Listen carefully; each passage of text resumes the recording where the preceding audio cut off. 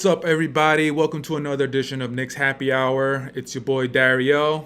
Today, I'm riding solo as Matt and Chris. They could not be here for today's episode. But before we get into the live, before I get into the chat, asking for the questions and all that good stuff, just remember to hit that thumbs up, subscribe to the channel. That'll be a really big help for the Knicks Digest channel if you want to be up to date with the injury reports, post-game shows, all the rumors, all the stuff that is around the Knicks organization. Hit subscribe and you will be up to date with all that good stuff. So, this week has been kind of crazy. Specifically around Coach Thibs and Mikal Bridges.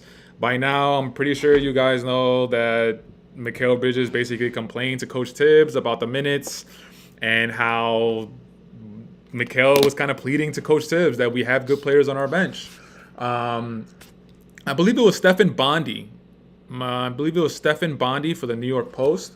And this is a quote from that interview that he had with Mikal Bridges. Sometimes it's not fun on the body. You want that as a coach, but also talk to him a little bit about knowing that we've got a good enough team where our bench guys can come in and we don't need to play 48 minutes. Now, I believe that was on Tuesday that report came out. And then on Wednesday, we had that game in Portland where Mikal Bridges ended up hitting that game-winning buzzer beater shot. But prior to the game, Coach Thibs had his pregame press conference, and the big thing that stood out to me is we never had a conversation. He goes on to say that the wings play more, gonna come down, OG elite level, Josh never wants out, know the matchup, if LeBron's on the floor, 40 guy guarding him going. Like, the biggest thing that popped out to me in that quote is that they never had a conversation. So you got Mikal Bridges on one hand talking about that he spoke to Coach Thibs, and then Coach Thibs in the pregame press conference talking about that they never had that conversation. Now, since Monday, since they had that back and forth, it's been reported that Coach Thibs asked to meet Mikal Bridges before Wednesday's overtime game win against the Trailblazers. So, I mean, as you can see here, Ian Bagley is described the meeting as productive. Yeah, it's just a lot. It's just a lot right now. And I'm seeing all these different people talk about it. The retired players with their podcasts, Gilbert Arenas, All the Smoke, Kevin Garnett. They're talking about it, and one of the biggest points that they bring up is that, Mikal Bridges, man, Iron Man of the NBA. I think he leads the league in the average minutes and with the most minutes played, and he hasn't missed a game in the 6-7 seasons that he's been in the league. Like, Stephen A went on a rant. Maybe this was Thursday morning. He went on a rant just talking about, like, if there's anybody that can bring up the topic about the minutes and how maybe Coach Thibs could use more of the bench players, is Mikal Bridges. Mikal Bridges is the only person that can bring it up, and he kind of has a case. But that is, we could dive into that wholeheartedly and go down a deep rabbit hole. What could it mean for Coach Thibs, as far as his coaching future? But I also want to focus on the play of Mikal Bridges. Before we move on to that, if you guys are in the chat, throw in the questions that you guys have for me to answer. I'm gonna go on maybe like the first 20 minutes. I'm just gonna talk about what I've been seeing, what I really want to get, what I really want to talk about. I'm gonna talk about that first, and then after I get that out of the way, then I'm going to go into the chat. I'm going to go into the comments and see what you guys want me to answer. But yeah, I just wanted to remind you guys to hit that chat, ask me questions, and later on in the live, I will get to it. But going back to Mikal Bridges. Listen, if you guys have been watching my solo videos that I've been putting out, one of the biggest highlights that I've been talking about is the play of Mikal Bridges with Jalen Brunson being out. Yesterday was 7 days since Jalen Brunson rolled his ankle against the Lakers. Hopefully, Jalen Brunson for a speedy recovery, always and forever. But as soon as that happened, I said that Mikal Bridges, this is a perfect opportunity for Mikal Bridges to really start implementing himself into the offense, because there are times within the offense that he looks like he's a corner guy. He literally looks like you're just standing in the corner and you're watching Jalen Brunson and Cat work that pick and roll, and that's it. And then you can also bring into the conversation about what we actually gave up for Mikal Bridges. 5 first-round picks, Bogdanovich, and with that amount that we gave up for Mikal Bridges, we're not necessarily looking for you to be a corner guy. We need you to be an essential part of the offense. And again, with Jalen Brunson being out, like, this is a perfect opportunity for him to really, really start being aggressive, really start taking shots, really start playmaking for himself and for others. Playmaking is not a huge skill in his repertoire, but he does have that ability. So I just want to see that more. I also talked about Deuce McBride. I also talked about how this is an opportunity for Deuce to really, just like Mikal Bridges, really start implementing himself in the offense. But let's focus on Mikal Bridges first. So I was going through Twitter. I was going through all the Knicks pages, and I think it's let's talk about Knicks. They put up a post about what Mikal Bridges' last 3 games have looked like. So he's averaging 23 points, 5.7 assists, 3.7 rebounds. The field goals is what I'm looking at. The field goals made in the last 3 games, he's averaging around 9 field goals made on 14 field goals attempted. That's 63%. 3-pointers, he's averaging around 1 3-pointer made on 2.7, which is 3 3-pointers made, which is 37.5%. So those are the last 3 games. But then I compared those numbers, specifically the field goals made, the field goals attempted, and the 3-pointers made, and the 3-pointers attempted. Those 4 stats I compared from his last 3 games to what they looked like just for the entirety of the season. So now when I go to the entirety of the season, Mikal Bridges is averaging 17.5 points, 3.5 assists, and 3 rebounds. Okay, but now the field goals made and the field goals attempted. So for the entirety of the season, Mikal Bridges is averaging 7 field goals made on 14.5 field goals attempted, which is around 49.5%. So the field goals attempted, and granted, 3 games is a really, really small sample size, but the field goals attempted for the last 3 games is 14.3, and for the season, it's 14.6. So that's not really a lot big of a difference. Now, the 3-pointers for the season, in the 65 games, in the games that he's played so far for the season, he's made an average of 2 3-pointers made, around 6 3-points attempted. That equates to 35%. Now, within the last 3 games, he is averaging around 1 3-pointer made on 3 3-points attempted, which equates to 37.5%. So within the last 3 games, he's taking around, like half of the shots compared to the actual season. Again, 3 games is a really small sample size, but we just need Mikal Bridges to really start being aggressive, man. And that game-winning shot against the Trailblazers, like, that could definitely be the beginning of something. Maybe that could be an immense confidence booster. I also wonder what that feeling's like, man. I also wonder what that feeling's like in an NBA game, hitting that game winner, especially when there's like a lot of talk around you. That must be pretty cool. And going back to that game specifically, so Mikal ended the game with 33, 13 of 21 from the field, 2 of 4 from three-point line, 5 of 6 from the free throw line, with 4 rebounds, 4 assists, and 1 steal, and 1 block. And how many minutes? 41 minutes. 41 minutes. As far as the rest of the starting 5 and the bench, OG Anunoby was right behind him with 23 points, 8 of 20 from the field, 3 of 8 from three-point line, 4 of 6 from the free throw line, with 7 rebounds, 3 assists, 1 steal, 1 block. And how many minutes? 43 minutes. Behind OG Anunoby was Karl-Anthony Towns with 21 points, 8 of 12 from the field, 2 of 4 from three-point line, 3 of 4 from the free throw line, grabbing 7 rebounds, 4 assists, 2 steals, 1 block in 39 minutes. Deuce and Josh Hart, they had similar stat lines. Deuce ended the game with 11 points, 4 of 12 from the floor, 3 of 7 from three-point line, no free throw attempts, with 1 rebound, 5 assists, 4 steals, and 2 blocks in 38 minutes. Josh Hart had 11 points, He took 2 more field goal attempts than Deuce, so he was 4 of 14. He took 1 less three-pointer, and he also made 1 less three-pointer. He was 2 of 6 from three-point line, 1 of 2 from the free throw line, grabbing 11 rebounds, 9 assists, 1 steal, no blocks in 42 minutes. Specifically the starting five, we're looking at Mikal 41, OG 43, Cat 39, McDeuce 38, Josh Hart 42. And this is gonna kind of tie in with the whole Mikal Bridges and the minutes thing. Listen, Coach Thibs' philosophy, it's been the same since he was with the Chicago Bulls. It's been the same since he was with the Minnesota Timberwolves. It's been the same since he started with the Knicks. He's like, that's his philosophy, and he's not going to change. Like, the older you get in life, this is also a life kind of thing.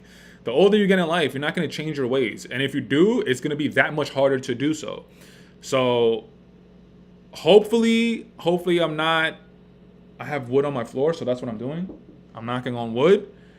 Like, hopefully we don't get any injuries specifically in the playoffs. Like, obviously, I don't want injuries anytime towards the end of the season, the middle, the beginning. I don't want injuries anytime during the season.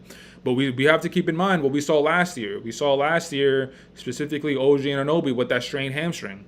Now, it could be a number of different things. It could be his nutrition wasn't right. It could be he didn't stretch before the game. It could be a number of different things. But one thing that you got to factor in is that he came from the Toronto Raptors, and then he comes into a system where Coach Thibs is just riding his guys 42 minutes in the end of February. And that could have been a really important factor into him straining his hamstring. And if I'm being honest with you guys, like, that's definitely a concern of mine with these players. Cat is already gimpy. He doesn't look the same as he did from the beginning of the season. He doesn't look as explosive. He doesn't look as just fluid. You can tell that he's battling through the injuries, the knee injury, the sprained thumb, sprained finger, the bone chip in his finger. Like, he's battling through a lot. And when we get Jalen Brunson back, it'll probably be within the last 5 games of the season. Anywhere between the last 5 games of the season. That's where I think he'll come back. He'll come back around that time. But then we're gonna get Mitchell Robinson. He should be fully conditioned. So we're finally gonna be able to see what that team looks like. It just sucks that we're not gonna be able to have everybody at their tip-top shape going into the playoffs. But we just got to ride with what we have. Speaking of Mitchell Robinson, in that game against the Portland Trailblazers, he had 3 points. He was 1 of 1 from the field, 1 of 2 from the free throw line, with 4 rebounds, 1 assist, 2 steals, 2 blocks in 19 minutes that he played. Cameron Payne and Landry Shamet, they had almost identical box scores. They both ended the game with 6 points. Cameron Payne played 15 minutes. Landry Shamet played 20. They were both 3 of 6 from the field, and they were both 0 of 1 from three-point line. Cameron Payne ended the game with 1 assist. Landry Shamet ended the game with 2 rebounds, 1 assist. And this is something else that people keep talking about regarding the Knicks, is Coach Thibs' coaching philosophy, Cat, and also the bench productivity. Those are the 3. I think those are the big 3 as far as topics talking about the Knicks. And we didn't make any big moves during the trade deadline, so it was pretty evident that the organization was really going to be depending on Mitchell Robinson. They were comfortable with what they were feeling. We did sign Landry Shamet and Cameron Payne, but that was last offseason. So in the trade deadline during the season, we didn't make any moves. So the organization was comfortable with the moves that they made last offseason, and with also the return of Mitchell Robinson. So this is what we have, man. Precious Achiuwa in that game against the Trailblazers, he played 9 minutes. No points. He was 0-2 from the field with 2 rebounds, and that was his stat line. He was a -4 for a plus-minus in a game. But yeah, I mean, it is what it is, man. This is the team that we got. We're gonna be holding down the 4 until Jalen Brunson comes back. And as far as the bench productivity, as Mitchell Robinson keeps developing his stamina, his conditioning. I'm expecting Coach Thibs to insert Mitchell Robinson into the starting lineup. So when that happens, Josh Hart, I think, is going to be the one to come to the bench. So if Josh Hart comes to the bench, that means we're going to have the first 3 players coming off the bench is going to be Josh, Deuce, and Precious. That's, I think, automatic. And Coach Thibs is known for not really extending that rotation, Coach Thibs is pretty much an 8-man rotation. So if that's going to be the number, those are going to be the only 3 players coming off the bench. But you also got to talk about Cameron Payne and Landry Shamet. So this might be the season where he might extend it to 9. Maybe 9. I definitely don't see it going to 10. And me personally, if he's going to extend it to 9, I'd go Landry Shamet. I'd go Landry Shamet over Cam Payne. You guys have heard my spiel about Cam Payne. I don't like some of the shot selection that he has sometimes. It's not really within the flow of the offense. And there's a difference between when you're hot and you want to shoot a heat check. Sorry, I'm burping. Sorry, guys. But there's a difference between, getting a heat check and then actually taking a good shot that's like within the flow of the offense. Landry Shamet, it sucks that he had to deal with that shoulder injury and he couldn't come into the season just 100% healthy. He was fine in the offseason, and then in the preseason he messed up his shoulder, and then he went to the G League with the Westchester Knicks, and then he was down there rehabbing his shoulder. I mean, I haven't heard any news about him re-aggravating the shoulder, so it seems like he's okay. But that's always something that's going to be in the back of my mind. I just like the player that he is. Like, he's not afraid to take shots. He's not afraid to be aggressive. And the shots that he takes, I don't think they're as egregious as Cam Payne. Like I just said, Cam Payne, like, he might take us 2 steps over the half court and he feels like he's Steph Curry. And I really don't like that with I just really don't like that philosophy. Landry Shamet, I don't think will do that. So that's just me personally. I would take Landry Shamet. But let me go into the comments. Let me see what you guys are talking about. And let me see if you guys have any questions for me.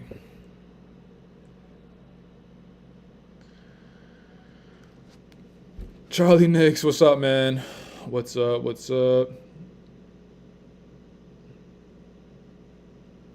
Bald 7'3", 7'2". Knicks need a point guard. I mean, we do have Jalen Brunson, but as far as having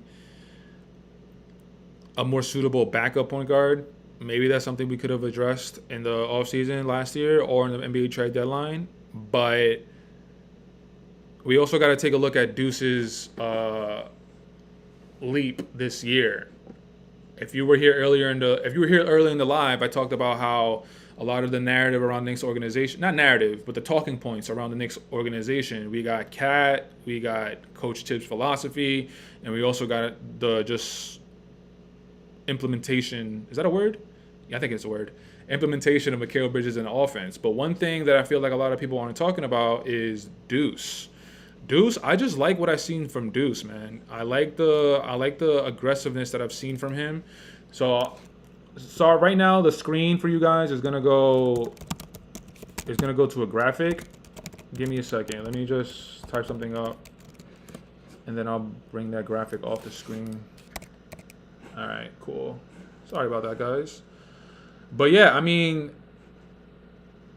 I just like what I see from Deuce. The confidence is one of the biggest things that I think a player can have. Sorry, I'm just rewatching the graphics right now, and sorry about that. But anyway, sorry, let me focus. Yeah, I just like what I've seen from Deuce, man. I'm not gonna say that I wholeheartedly trust him in the playoffs, but I'm just a lot more confident than where I was with Deuce last season. I mean, look at that game in Sacramento. Like, I think in Sacramento in the first quarter alone, he had 15 points. I can't remember exactly what his stat line was. And for the first half, he ended with 16 points. And he just came out and made it a point to be aggressive and look for his shot. When we have that type of Deuce, it's going to add more depth to the bench. And again, remember what I was talking about earlier. If Mitchell Robinson goes to the starting lineup, Josh Hart might be the one to go to the bench. So then we're going to have a tandem of Josh Hart and Deuce McBride, the first 2 coming off the bench. Josh Hart, we already know what he's going to do. We already know what he's going to bring to the table. He's going to bring that garbage pail mentality, be whatever he needs to be for the team to win. And in the playoffs, when the moments rise and they become a little bit more stressful, a little bit more pressurized, Josh Hart is going to come through in the clutch. We look at that shot that he hit against the Philadelphia 76ers last year in the first round. So we have that player coming off the bench. And then right behind Josh Hart, we're going to have Deuce McBride coming off the bench with the confidence that he has knowing that he can. Deuce McBride can get his own shot. That's a lot. That's a lot of what I've been hearing just from the NBA talking head shows. They talk about specific players and like what are their skill set, and a lot of them talk about, can a player get a bucket? Can he create a play for himself or others? And Deuce can create a play for himself. This. I don't think this was the case last year. I don't think I was as confident as Deuce creating his own shot for himself. And in the playoffs, I think he's really gonna surprise people, man. But before I move on, going back to Josh Hart real quick. I've also been seeing on the internet just like how defenses are playing him. And I believe on Wednesday in the Portland game, Donovan Clingan was guarding Josh Hart, and Donovan Clingan had 2 feet in the paint. And it was pretty obvious and it was pretty blatant that they're forcing Josh Hart to shoot. So, and he hasn't been great.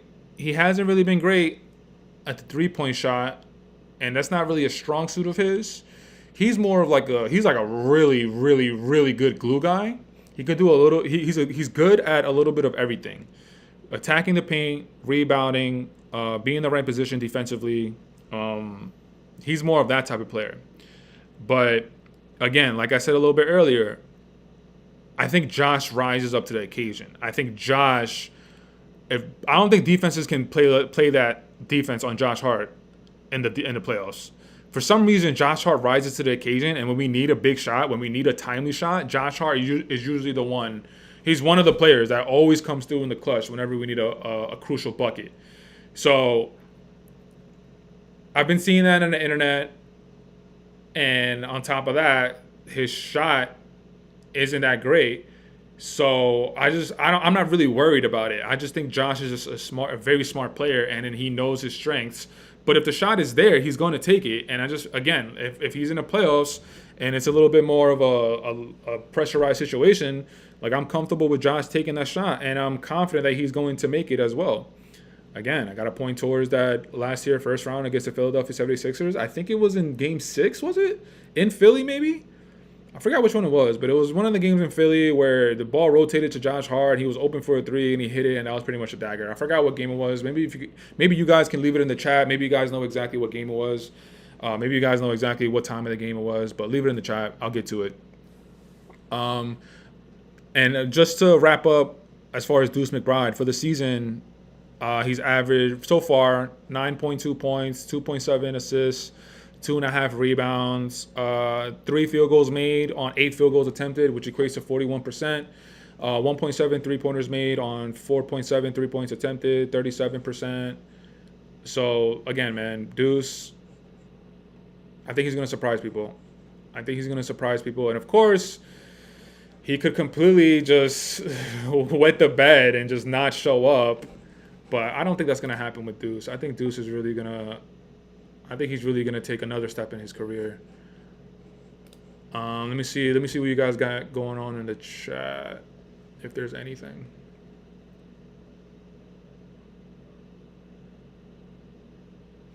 Leslie, DJ, LG, Gibbs. They traded the D we had last season. They traded a dog in Hartenstein and DiVincenzo for a cat. I'm just saying, I clearly see the difference. Joe Blosif, shout out to you. Salute. I was at the Portland game. The Knicks did not look good. They should have been able to treat that game like a rest night. Instead, Portland played us super tough. Deuce missed a lot of shots. Yeah, Deuce didn't play that well that game.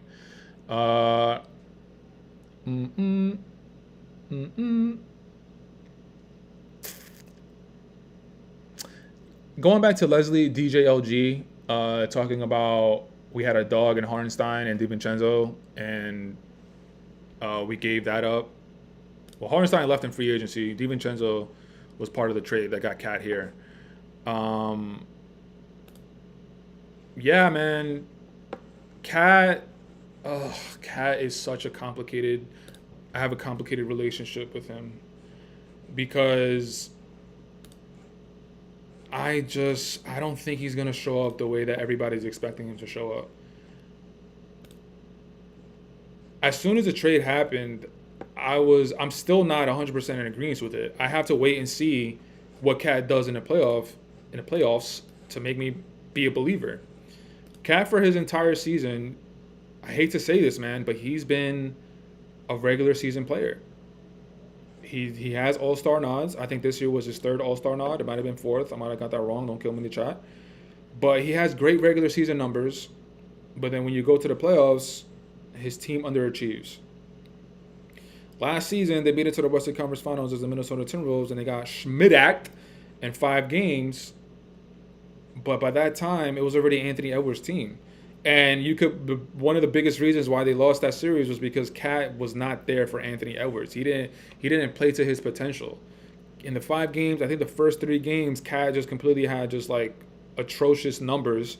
And it wasn't until the last 2 games where Cat really started to really come out of his shell, if you will. But by that time, it was too late. And Dallas, I guess they already figured out the Minnesota Timberwolves. Listen, man, I'm happy for Cat for all the regular season recognition that he's getting.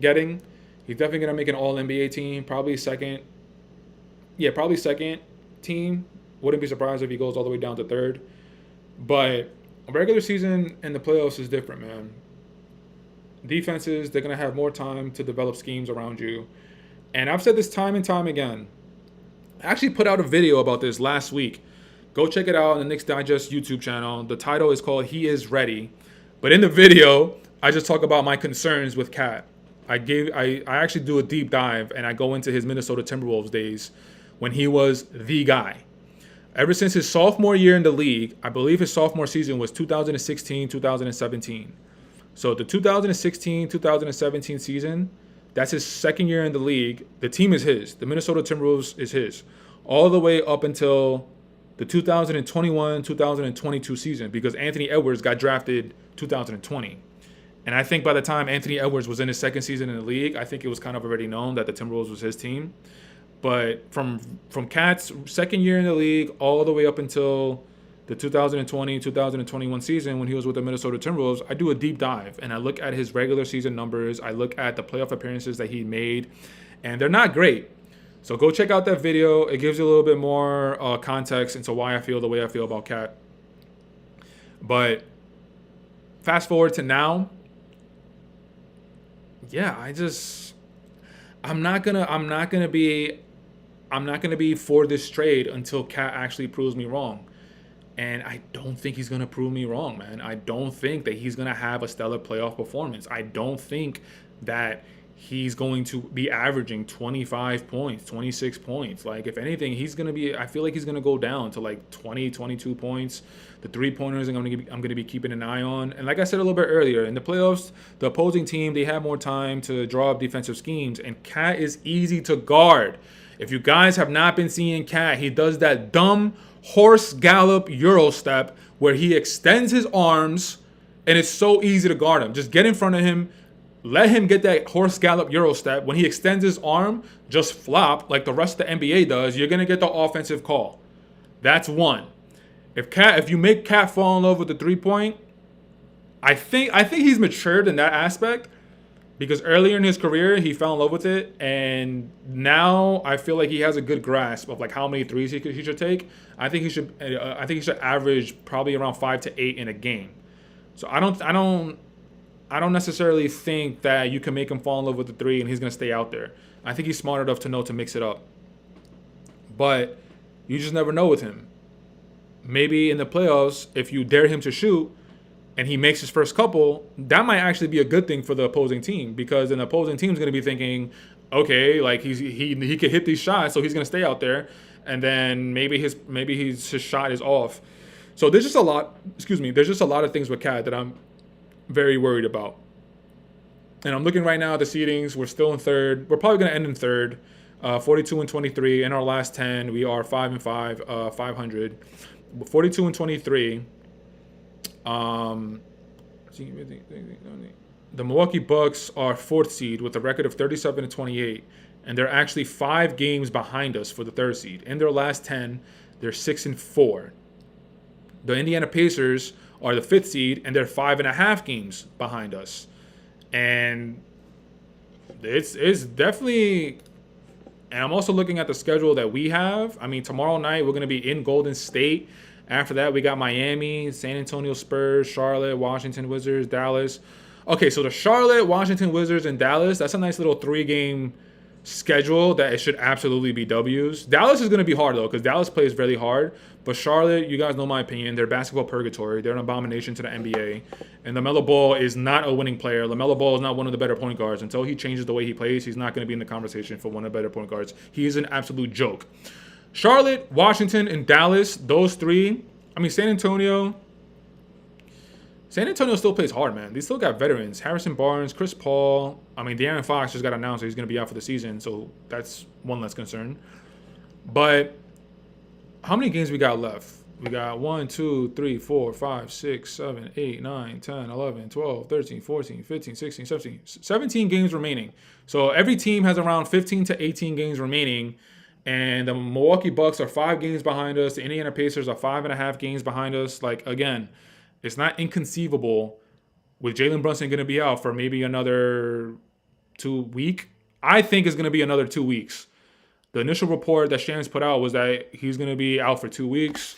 But I think a minimum Jalen Brunson is going to be out for 3 weeks. And a week has already passed by. So me personally, I think Jalen Brunson is going to be out for at least 2 weeks. Another week and a half minimum. I don't think Jalen Brunson is going to be back next week. I think a week and a half minimum.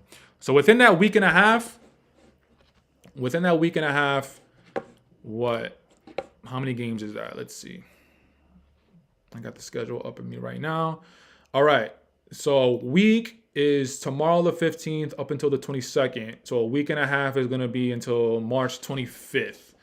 So until March 25th or 26th, how many games we got? We got 1, 2, 3, 4, 5, 6, 7. March 26th. That's we're gonna be at home versus the LA Clippers. 2, 4, 6. So 7 games. Again, 7 games. Me personally, I think we're gonna be out. I think Jalen Brunson's gonna be out for another week and a half. So that's 7 games. And looking at that schedule, Golden State, Miami, San Antonio, Charlotte, Washington, Dallas, and the Clippers. The San Antonio, Charlotte, Washington, and Dallas. Charlotte and Washington Wizards should absolutely be a W, so that's 2-0. San Antonio Spurs and Dallas Mavericks, it could go either way. I could see us losing to Dallas, honestly. I could see us losing to Dallas. San Antonio, I think, should be a W as well. So maybe the first 3 games would be 3-0. So maybe we'll go with a 3-1 record there. 3-1 record. I'll put some respect on Dallas Mavericks. Yeah, we'll see what happens. But yeah, how I got there was basically just a play of cat. And with Jalen Brunson being out, it's going to be interesting to see how this team ends the season. Let me dive into the chat. Let me see what else you guys are saying.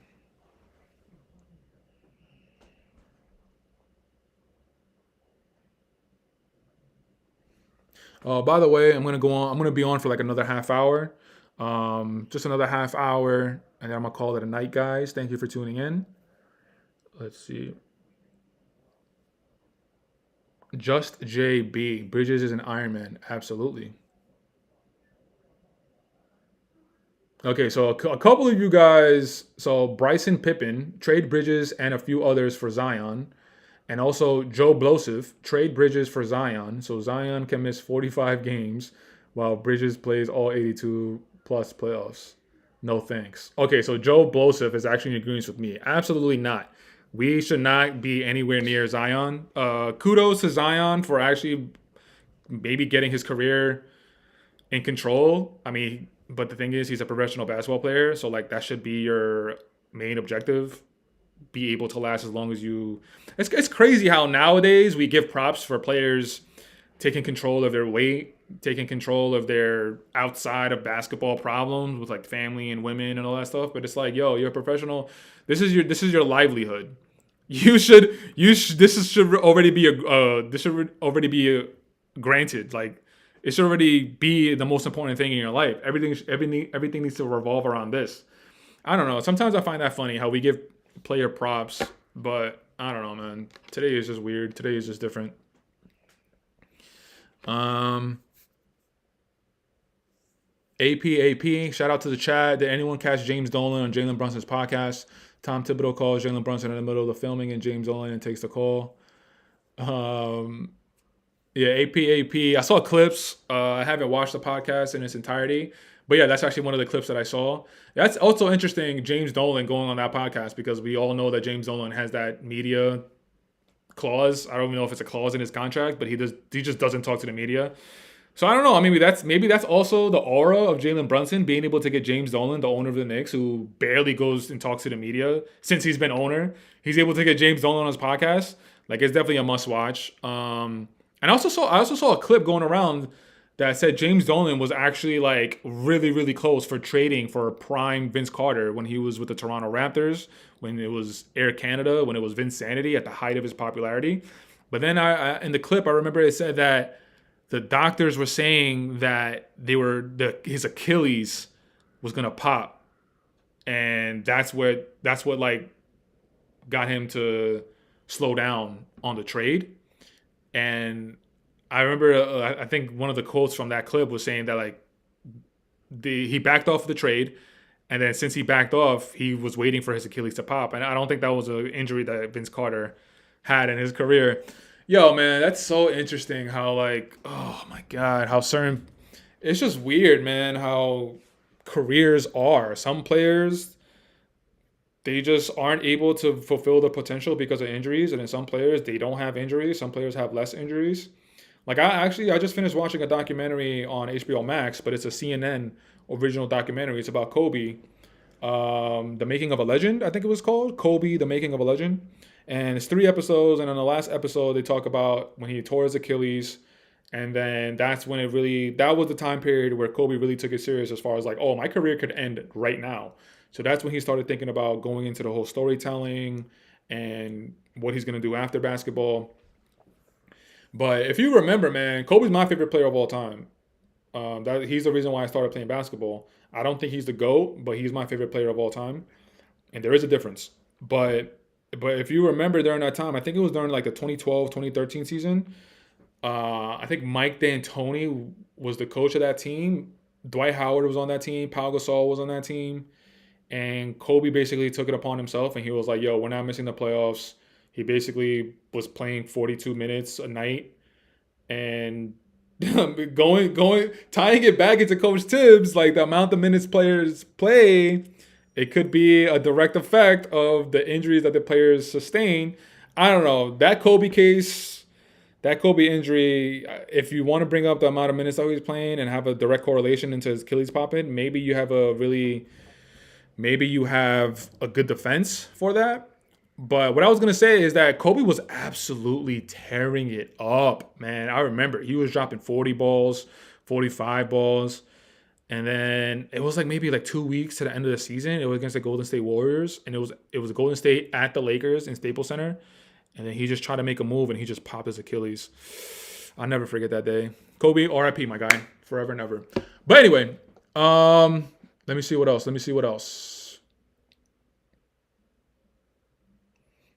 Okay, Khadija Lopa.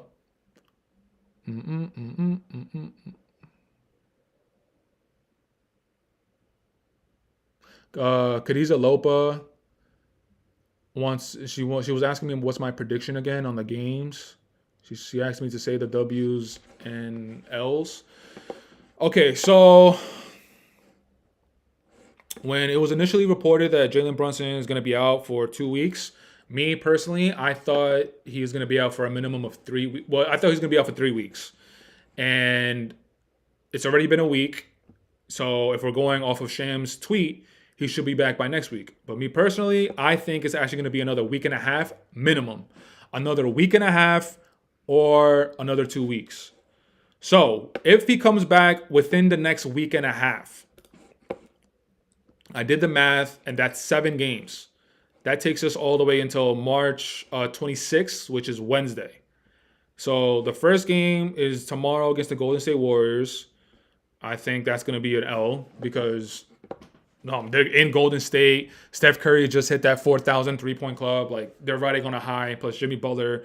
Ever since they traded for Jimmy Butler, what are they, like 13-1, 14-1, something like that? Something stupid. So I think that's going to be an L. They're just riding a high that I don't think anybody really predicted with that Jimmy Butler trade. So Golden State Warriors is an L. Miami, we're home on Monday against Miami. It should be a W. San Antonio Spurs, Wednesday, March 19th. That should be a W. Charlotte, it should be a W. So right now, we're 1-3. Yeah, we're 1-3. And then after Charlotte, we're gonna be against the Golden State Warriors. No, we're 3-1. I'm sorry. It's because we lost. I have an L tomorrow against the Golden State Warriors. So that's 0-1. Miami, that's a W, 1-1. San Antonio Spurs, 2-1. Charlotte Hornets, 3-1. After the Charlotte Hornets, we got the Washington Wizards. That's 4-1. After the Washington Wizards, we have the Dallas Mavericks. I could see us winning that. Dallas, they don't have. They spent. Yeah, I guess we should win that. So that's 5-1. And then the Clippers, Wednesday, March 26th, which brings us to that week and a half mark, like I was talking about. I think that might be an L. So we're 5-2. So within the next 7 games, I think we should have a record of 5-2, maybe 6-1, maybe 4-3. But yeah, that's my record for the next 7 games. Before I go back into the chat, let me go into the standings. The Knicks are the 3rd seed. Right now, if the playoffs started, I think this is how it's going to end up, man. Well, maybe, because the Detroit Pistons, they're 6th with a record of 37-30. But they're only half a game back of the Indiana Pacers for that 5th seed. In their last 10, they're 6-4. Detroit Pistons, bro, it's going to be a dogfight. It's going to be a dogfight. Cat is not fully healthy. Jalen Duren is a behemoth of a man. Cade Cunningham is some people have him in the top 10 player in the season this year, which I'm not mad at because the progression and the leap that he's made this year is definitely noteworthy, and he definitely deserves some love. Malik Beasley looks like the second coming of Klay Thompson. He looks like 2016 Klay Thompson. Like, this guy he just can't miss. Tim Hardaway Jr. is a nice role player. Isaiah Stewart is an amazing backup to Jalen Duren. Like, they have pieces, bro. But look, they're only half a game back from the Indiana Pacers. Like, I did not know it was that small. I thought it might have been like a couple of games. Half a game back, the Detroit Pistons could easily go on a 2-game winning streak and take over that 5th seed. And if Detroit goes to the 5th seed, Indiana goes to the 6th seed, we're going to have a nice Eastern Conference semifinals rematch from last year. Indiana Pacers will be the 6th seed. They're half a game back from the 5th seed, and then they're only 1 game back from the 4th seed with the Milwaukee Bucks. Yeah, Detroit, bro. Dude, all these concerns that I have. Cat showing up in the playoffs. Mitchell Robinson, just the injuries with OG and Anunoby, and hopefully nobody else, no other hiccups. But, like, more importantly, Cat, the way he comes up in the playoffs, that's a concern. And Mikal Bridges. Mikal Bridges, since Jalen Brunson has been out, name me a stretch during the season where Mikal Bridges was like, yeah, this is the guy we traded for. I can only think of that Christmas Day offensive explosion that he had where he dropped 40. Other than that, that was only 1 game. There hasn't been a stretch of games where I can point to Mikal Bridges and being like, this is the guy that we traded for. This is the guy that's going to get us to the Eastern Conference Finals. Not him solely, but he's going to be a big reason as to why. Like, and Jalen Brunson is going to come back at one point. Brunson's going to come back at one point, and then when he comes back, Mikal Bridges, I'm just really worried that he's going to go back to he's going to revert back to what he's been doing all season, which is just that corner guy. And everything that he's done within this stretch where Jalen Brunson's out is going to be just completely forgotten. But again, the opposite could happen. Mikal Bridges could actually take what he's learned during this time period where Jalen Brunson's out, and he could actually be learning stuff, and he'd be like, oh, this is how I could be a bigger impact in the game when Jalen Brunson is in the game with Cat. So hopefully it's the latter. Obviously, the more weapons we have on the floor, the more problems that we're going to cause for the opposing team, for Cleveland, for Boston, specifically those two. But let me go back to the chat. Yeah, Khadija Lopa. Hopefully, Hopefully you are able to see that I went back into the schedule and I gave you the W's and losses.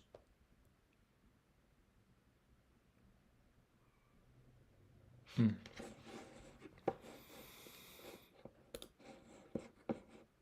17 games remaining, huh?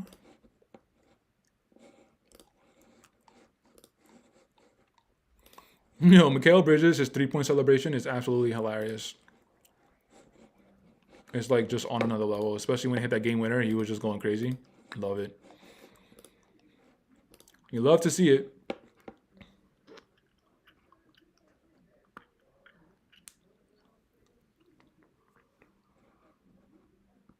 I'm just going on Knicks Twitter, see if there's anything popping off. I'm gonna be on here for another 15 minutes, guys, and then I'm gonna call it a night. Excuse me, I'm about to sneeze. I just hit him with a dab. But it's not really.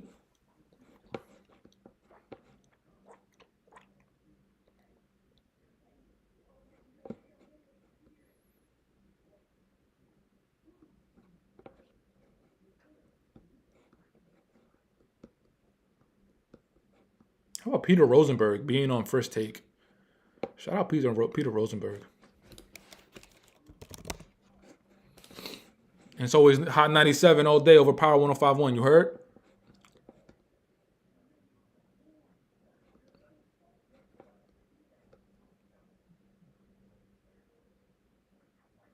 Monkey W wrench built. Queens get the money long time, no cash. You heard?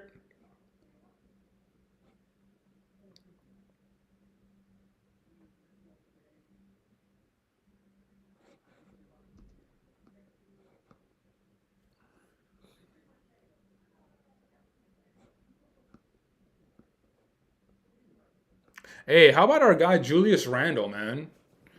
Julius Randle. What's going on here? Hold on, give me a second. Sorry about that. I don't know why that happened, but anyway. Yeah, Julius Randle. He was out with an injury with the Minnesota Timberwolves, and then he came back, and the Minnesota Timberwolves are actually 11-0. So I don't know. I don't keep up with the Minnesota Timberwolves. I know that they're sneakily climbing the ranks. They're playing a lot better. In their last 10, they're 7-3 with a record of 38-29. They're seventh in the West, and they're only half a game back of the 6th seed of the Golden State Warriors.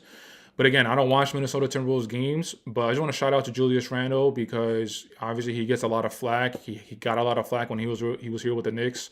But you also got to keep in mind that he was part of the reason why we were able to get to the playoffs after a long playoff drought. So hopefully he's figured it out. Hopefully he figured it out on how to implement himself in the Minnesota Timberwolves team. Let me go back into the chat. Let me see.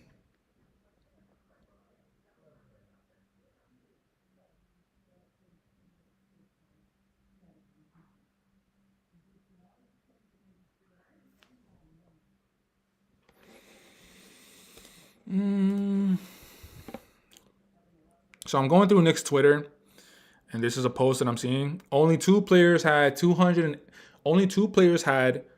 more than 285 points and more than 65 assists through the first 8 games of a postseason.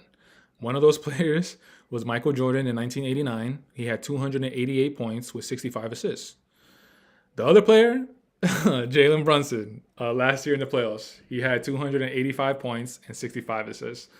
Oh my God! Some of these numbers, bro. Some of these stats are just like stop. Leave it in the chat. Let me know. Do you guys agree with me that some of these numbers are just absolutely ridiculous? The most points scored on a Tuesday night when it's raining, when the lightning struck at the same place 3 times at 6:48 p.m. Like, stop, man. And then you have all these people, these people with their podcasts and just going on YouTube and just using these numbers. And I'm just like, bro, just use your eye. And if you haven't played, then don't talk about it. Stop. Joakim Noah went on an episode of Gil's Arena and he just talked about like the current state of the NBA media. And Joakim Noah, I'm going to quote him. He said that, and I agree with him, it just got too geeky. And yeah, bro, like what is up with these numbers, bro? Shut up. Shut up with these dumbass numbers. Just use your eye test, man. Can the player play? Is he athletic? Does he have the basketball IQ? Does he make the right pass? Does he make the right play for himself, for others? How does he affect the game when it's clutch time? And also, that's another thing. Clutch time. The official stat of clutch is the last 5 minutes of the fourth quarter or going into overtime. That's so stupid, yo. Clutch is it's not the last 5 minutes. Clutch is the last 10 seconds of a game when you have the ball in your hands and you have an opportunity to tie the game or to go up by one or to go up by 2 points if the game is tied and you hit a three-pointer, whatever. Like that's clutch. You can't some of these stipulations and rules is like, bro, get out of here. It's only a way for people to be able to bring it up in conversation. And I'm just like, dog, I can't talk to you, bro. I can't talk to you. I can't talk to you because I'm gonna talk to you about what I know, and then you're gonna bring numbers to me. Cool. Numbers, cool. You're using that as context, but you don't really know about the game. You don't really know how to affect the game. You're just gonna bring up numbers. Get out of my face, bro. Uh, Charlie Nix. Shout out Charlie Nix because you are always in the live. You're always in the comments. You asked, would Mikal be more productive running the second unit? Sheesh. I mean, the answer would be yes, but that's just not going to happen with the amount that we gave up for him. And I just don't think that I don't think Mikal would be the type of player to be like, I'm not coming off the bench. I think he's open to just helping out the team any way he can. But with the amount that we gave up for Mikal, I don't think that's even feasible. But to answer your question, I definitely think he'd be more productive running the second unit. Charlie Nix, shout out once again. Damn, there are no games, right? There are no games on tonight on TV, which is weird.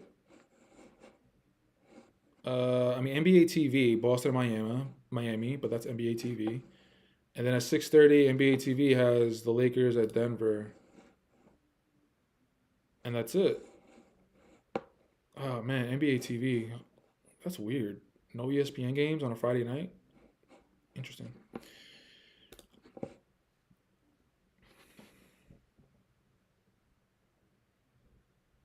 Monkey Wrench built. Problem is that these analytical based people don't watch the games. They read box scores and try to tell the story.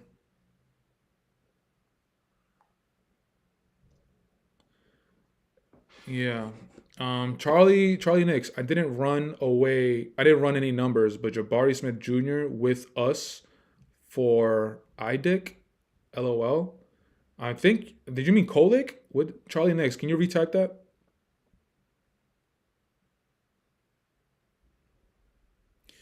Monkey Wrench Bill. He can run the second unit.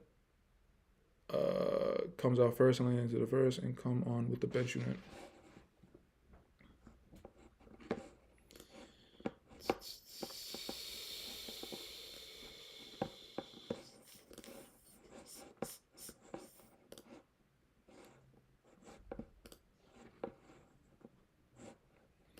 I'll be on here for like another 5 minutes, guys. Drop your questions, drop your comments, remarks. I'll get to it.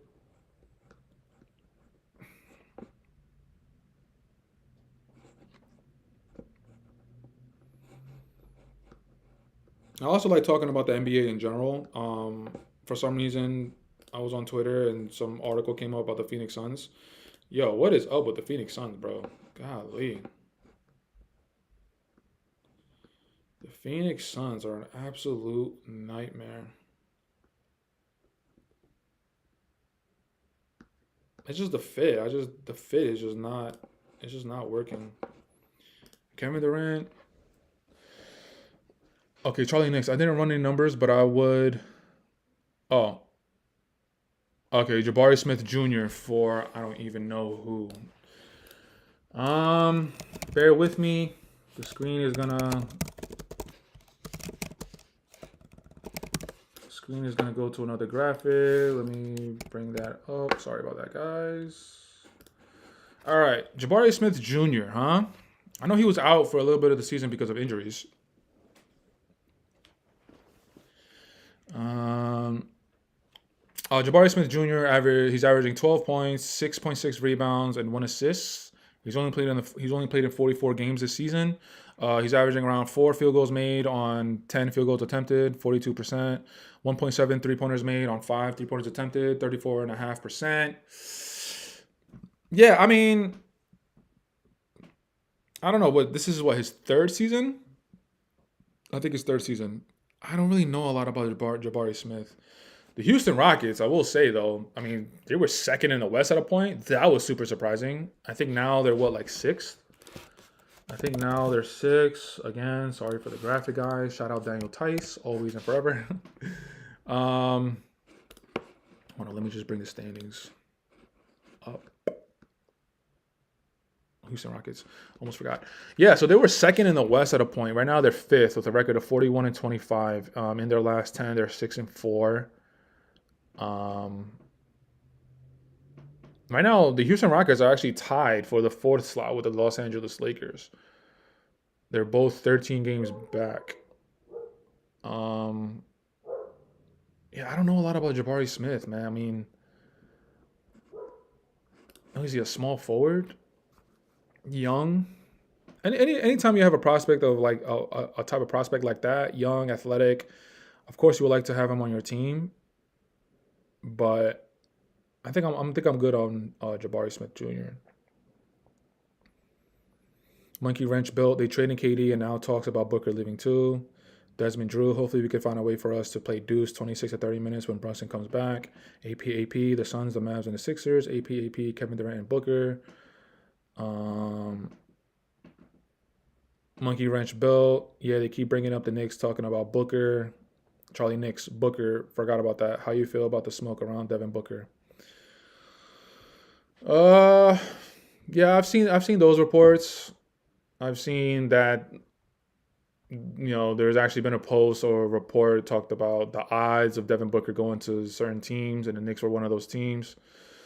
Yo, Devin Booker's interesting, man, because there's a lot of different ways I can talk about Devin Booker. He has a finals appearance. That was when Chris Brown. That's when Chris Paul was a part of the team. Dominating, was a starting big. They had Mikal Bridges. I believe Jay Crowder was on that team as well, and that was a nice little mix. They lost to Milwaukee Bucks in 6, and then the following year they go to the Western Conference semifinals and they get absolutely smacked in Game 7, which I think a lot of it was because Phoenix Suns lost. There was a lot of drama with that team, specifically DeAndre Ayton and Monty Williams. Yeah, I remember that Game 7. It was just weird. Like, the game was over by the time the second quarter was. I think by halftime the game was over. But I don't know, man. Devin Booker, I don't know if you can build around him because he's like Kevin. Devin Booker is an amazing scorer. That is his skill. That is his talent. He is a bucket getter. But when you start looking at how to build around him, that's the tricky part. If we were to trade to Devin Booker, I don't want a Devin Booker and Cat tandem.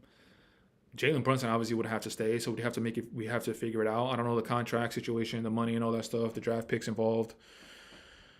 Basically, to answer the question, would I actually trade for Devin Booker? My answer would be no, honestly.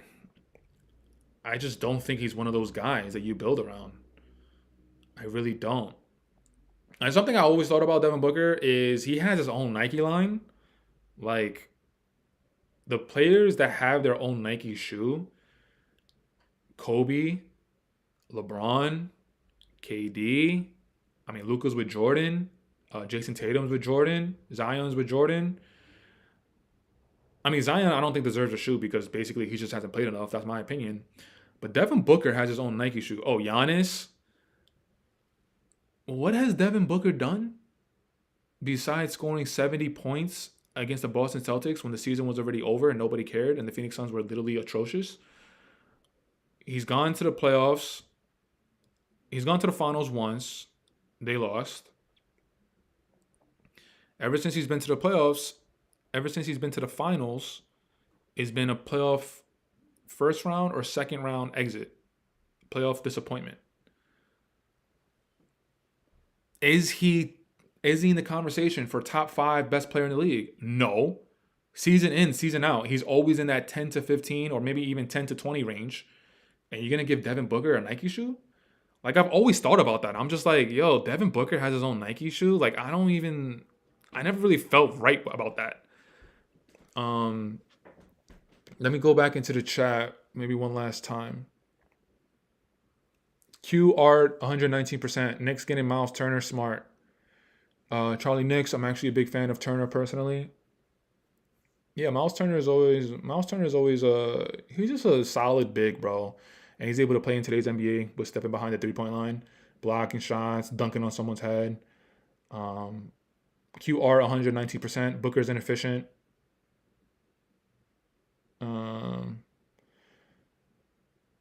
Charlie Knicks, I think his biggest clutch would be Olympic gold medalist. Sheesh. That is bad. If that's what Devin Booker is going to point to, I'm an Olympic gold medalist. Nah, bro, we're not taking that. We're not jacking that.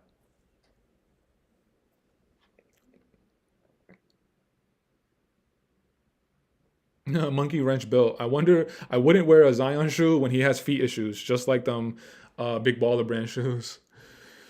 Yeah, man. I mean, the conversation of best players in the league is totally different than the type of players that you build around.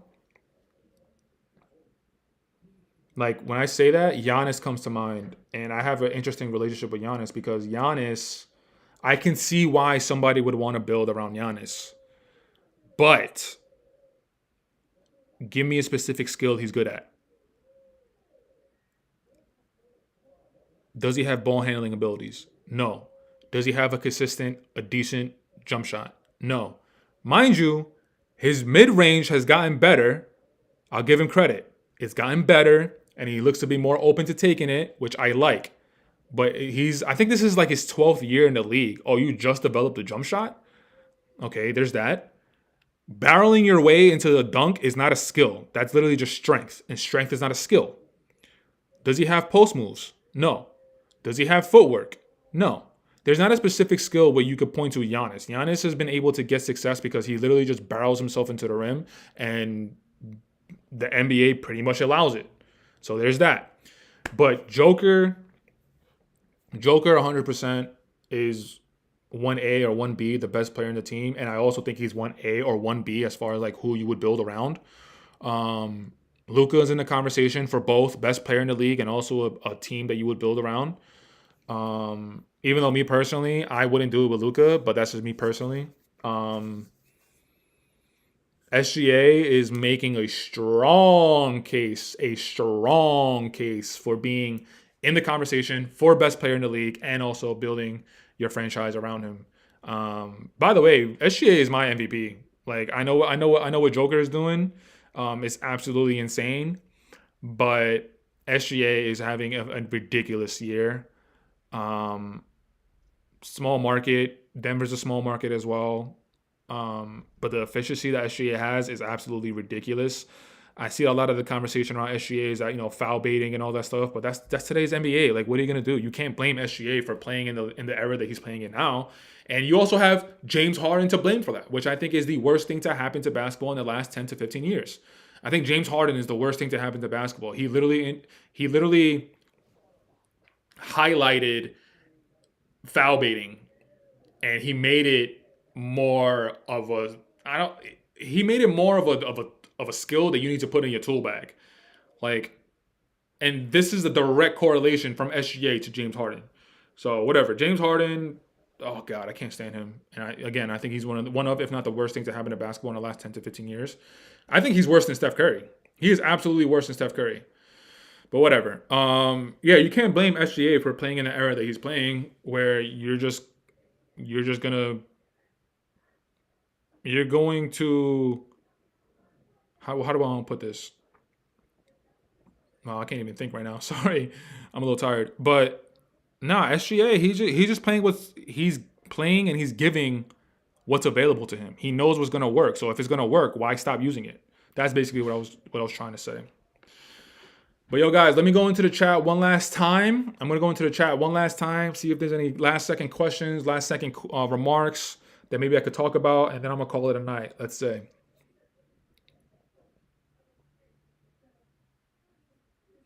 Charlie Knicks.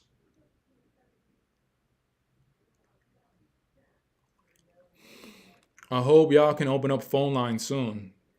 Of course, I know a lot of structure for it first needs to be in place, but one day. Charlie Knicks, true that, man. We gotta talk to Ben. We gotta talk to Ben. We gotta see if that's maybe in the plans. Maybe even a digest channel studio. That'll be sick. I've always wanted to be an anchor. I don't know. Hopefully, I'm still around. Hopefully, they still keep me around by the time if that happens. Monkey Wrench Bill exploited the rules so bad they had to change the rules. Monkey Wrench Bill, the swoop to draw the foul pisses me off, but that's the rules, right? Yeah, exactly. He's just using the rules to his advantage, so you can't blame him for that. Alex Isaac, SGA as an MVP would be the laziest best player on the best team. Monkey Wrench Bill, hit that like button, chat. Facts. Monkey Wrench Bill, thank you for throwing that comment in the chat. And I'm also going to reiterate that. Guys, that is the end of today's live. I want to say thank you so much for tuning in today. Chris and Matt, they weren't able to join today's happy hour, but I was here to hold it down. You know I'm here to hold it down for New York all day, every day. Queens all day, every day. Queens get the money. Queens get the money, long time, no cash. You know the drill. You know the vibes. But yeah, man. Thank you for checking into today's live. Make sure to tune into Knicks Digest. Hit that subscribe button. Chris and I, we're going to be putting out videos, post-game videos, rumors, reports, injuries, all that good stuff. You guys know the drill. You guys know the vibes. But until next time, guys, we'll check you out in the next video. Peace. I'm out.